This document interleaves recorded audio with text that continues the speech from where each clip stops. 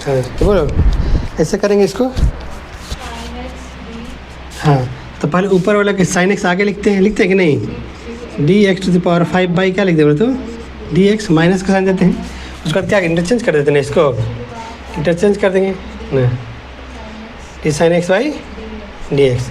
By में क्या लिखेंगे, जो ये लिखा हुआ है इसी को क्या होल स्क्वायर लिख देंगे, होल स्क्वायर है कि नहीं।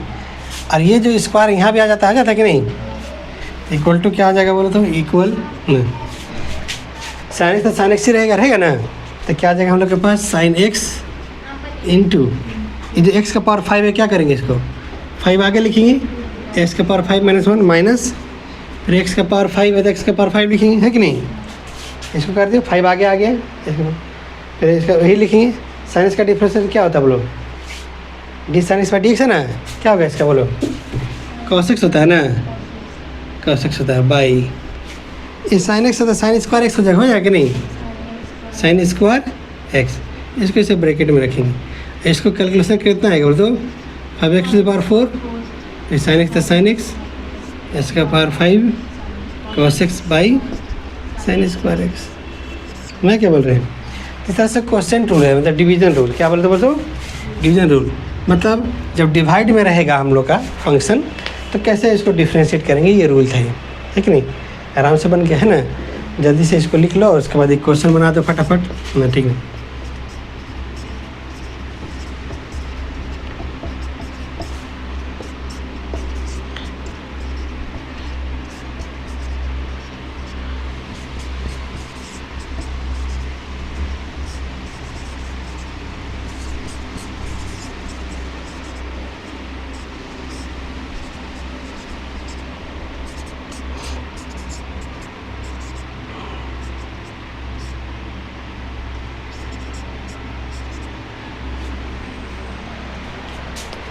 इस तरह से ये रूल क्लियर हो जाएगा।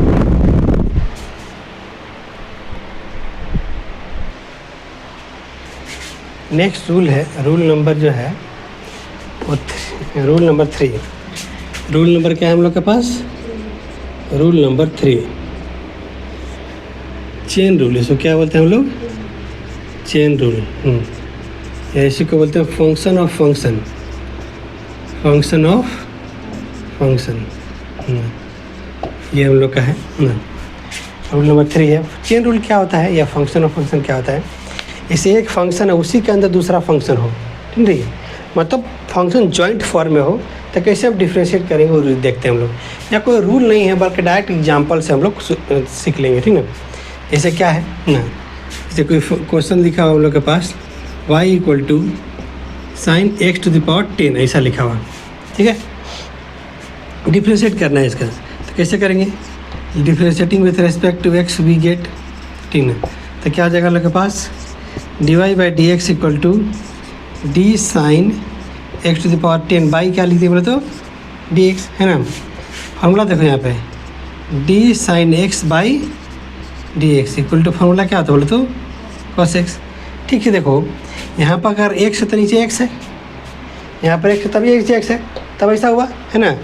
इसको ध्यान से देखो, D sine x to the power 10 by D, जो चीज़ यहाँ रहेगा वही चीज़ नीचे रहेगा, into D X to the power 10 by D x.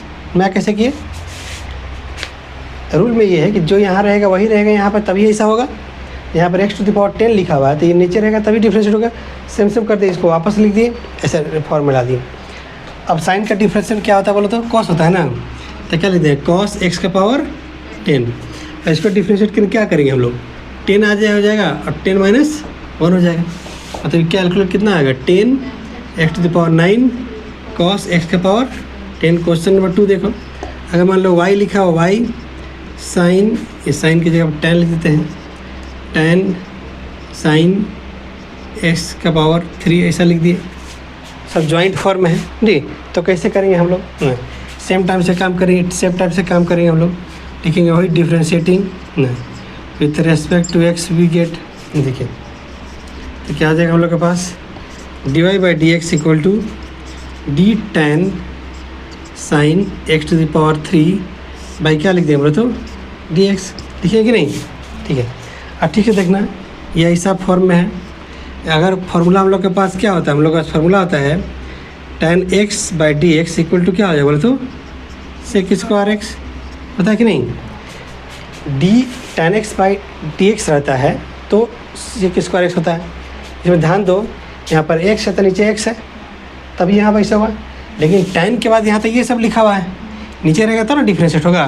तो क्या करेंगे इसको हम लोग, D tan sine x to the power 3 by D sine x to the power 3 into जो यहाँ लिखे हैं वापस लिखना पड़ेगा, D sine x to the power 3 by, अगर हम डी एक्स लिखे, ध्यान से देखो डी एक्स लिख दिए, इधर डिफ्रेंशिएट नहीं होगा क्योंकि यहाँ पर अभी जस्ट किए हम लोग।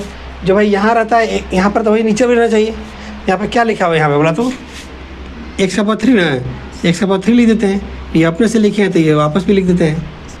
मैं क्या लिखे, जो चीज़ एक ही साथ कर दिए कैलकुलेशन, ठीक है, सेम सेम कर दिए, फिर यहाँ लिख के नीचे लिख दिया है ना